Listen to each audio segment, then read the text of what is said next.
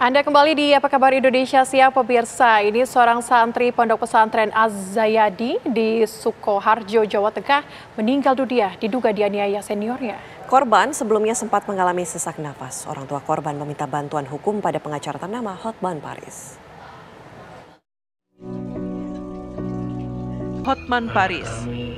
Hotman pun mengunggah video tersebut di akun Instagramnya.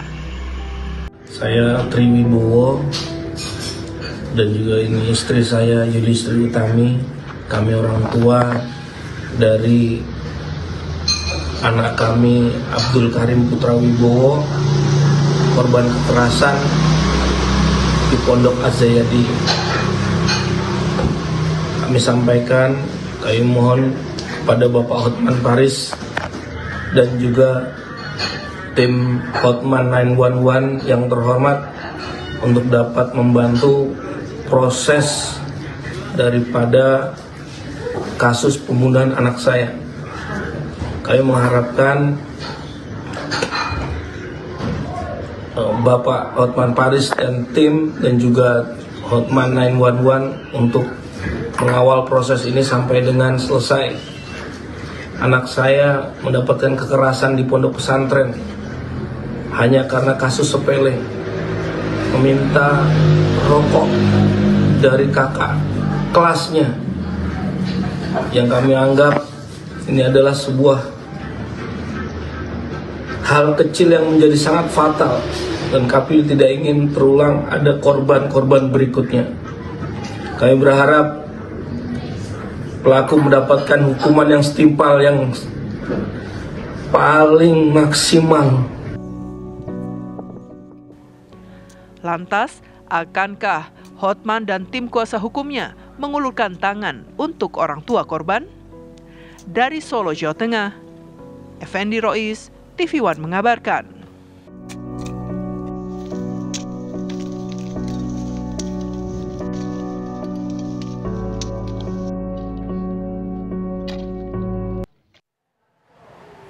Pemirsa, untuk mengetahui perkembangan dari kasus dugaan penganiayaan seorang santri di Solo, Jawa Tengah, kami sudah terhubung dengan orang tua korban, Bapak Tri Wibowo. Selamat siang, Pak Tri.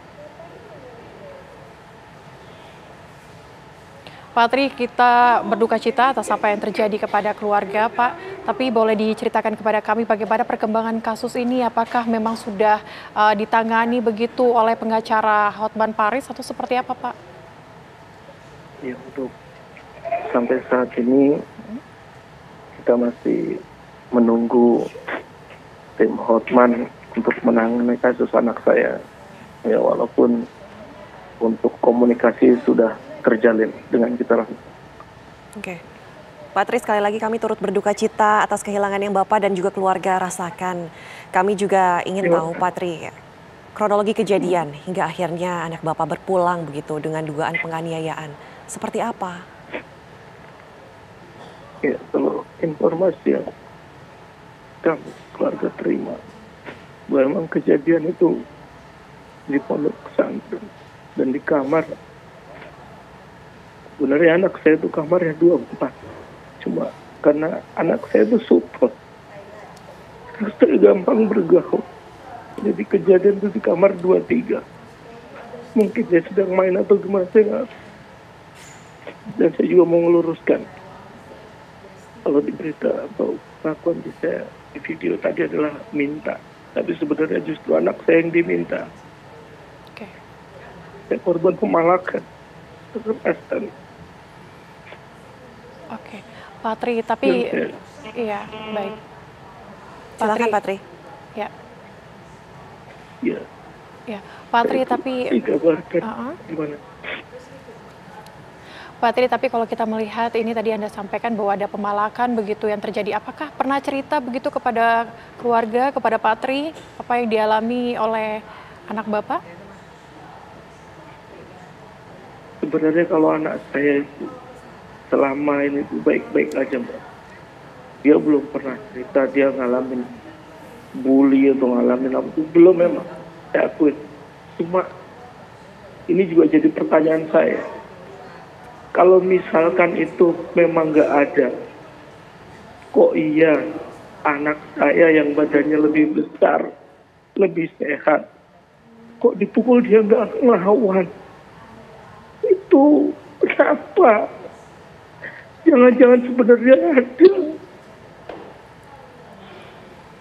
Oke. Patri, tahukah siapa pelakunya, pelaku pemukulan ataupun penganiayaan terhadap anak Bapak? Ini siapa saja? Sudah diamankankah oleh pihak kepolisian? Saya tahunya sampai saat ini hanya satu orang dan sudah ditahan di Polres Sukoharjo. Adakah dugaan orang lainnya Pak yang ikut terlibat? Ya itulah makanya kita minta untuk autopsi itu Mbak. Kan kita juga nggak tahu kejadian seperti apa. Kalau kita tanya CCTV juga nggak ada. Kita mau dapat bukti dari mana? Sedangkan kondisi kalau dilihat anaknya juga nggak luka. Mungkin di dalam kan kita nggak tahu. Dan berapa orang yang terlibat saya juga nggak tahu. Oke, Pak Tri, tapi kalau dari Pondok Pesantren sendiri menanggapi kasus ini seperti apa, Pak? Ya, kalau sampai saat ini ya, katanya ya kooperatif untuk bantu kita. Supaya saya nggak sampai berpikir seperti itu. Saya berpikir bagaimana anak saya segera mendapatkan keadilan. Patri, mohon maaf sebelumnya. Tadi Patri katakan bahwa tidak ada luka-luka yang terlihat, namun tidak tahu di dalamnya seperti apa. Artinya pihak keluarga masih menunggu visum. Nah, ketika keluarga tahu bahwa anak Bapak almarhum ini sudah meninggal dunia dan diberitakan oleh pihak pondok pesantren, itu awalnya seperti apa? Diceritakan kepada keluarganya, Pak? Ya awalnya setelah zuhur kurang lebih 12.30 itu istri saya dihubungi pihak pondok.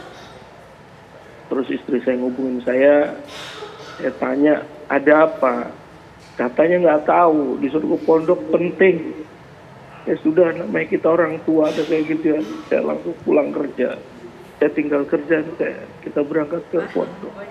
Sampai di pondok itu kita udah disiapin mobil, langsung diajak. Saya juga nggak tahu mau kemana.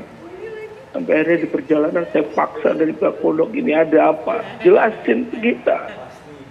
Ternyata dikabarkan anak saya sudah meninggal. Pak Tri, komunikasi terakhir bersama dengan anak apa, Pak? Itu yang saya sesalin, Pak. Ya, saya itu ngasihin anak saya ke pondok. Tapi hari itu setelah kita sambangan ngajak anak pulang, saya nggak disasar anak saya masih ada pekerjaan. Anak saya naikin gojek, ternyata itu yang terakhir dia pulang.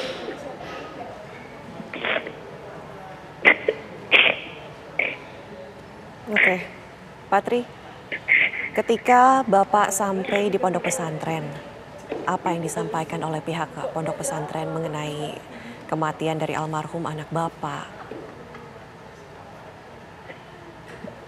Ya, di pondok pesantren itu nggak dia sampaikan apa-apa, Mbak. Kita cuma disuruh langsung naik mobil, mau diajak ke klinik penguji sehat itu. Nah, kita dikasih tahu itu karena saya paksa itu di jalan, akhirnya dikasih tahu kalau anak saya sudah meninggal. Seperti itu. Kemudian karena kita nggak tahu, kita kalut di klinik itu yang kita bingung. Kenapa? Ternyata katanya berkelahi dipukul. Tuh. Oke, dalam satu ruangan itu Pak, tadi Anda katakan di kamar 23. Itu tidak ada orang lain, hanya berdua saja, pelaku dan almarhum anak Bapak. Informasi yang saya terima itu ada. Justru yang saya bingung itu, kenapa anak saya kalau memang itu 1 lawan 1 nggak ngelawan? Itu kalau 1 lawan 1, kenapa nggak ngelawan?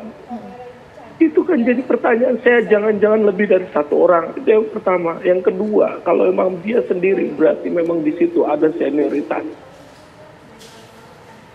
Ya. Pak Tri, tapi kalau Anda mengetahui bagaimana sifat atau watak dari anak Pak Tri ini seperti apa biasanya? Apakah memang kalau misalnya dilihat, apakah dengan adanya kejadian tersebut seharusnya melawan atau seperti apa, Pak? Mbak, anak saya ini lebih pendiam. Maksudnya gampang ngalah. Dia kuat. Dia tuh, ya berani, anak saya nggak takut. Supel, dia bergaul sama orang biasa aja. Yakin kok kalau keadaannya itu normal, dia bisa ngelak dengan bahasa dia. Tapi saya nggak tahu itu monster, itu nggak tahu saya. Itu biadabnya hatinya kayak apa, saya nggak ngerti. Anak saya nggak mungkin kalau ngelawan secara frontal langsung tuh nggak mungkin. Pasti dengan basa-basi yang halus anak saya. Kok dia sampai nyerang kayak gitu tuh berarti udah biadab itu anak Pak. Baik, Pak Tri Wibowo, sekali lagi kami turut berduka cita atas apa yang Bapak alami, keluarga alami. Semoga anak Bapak diterima di sisi Allah dan diberi keadilan untuk anak Bapak dan juga keluarga ya Pak ya. Tabah selalu Pak, kuat selalu, sehat selalu Pak Tri. Selamat siang Pak, Assalamualaikum. Ya, Mbak, mohon dibantu Mbak untuk anak saya ini agar kasusnya kami doakan Pak, tentunya masyarakat doakan. Amin, amin. Terima kasih Mbak. Terima kasih Pak Tri.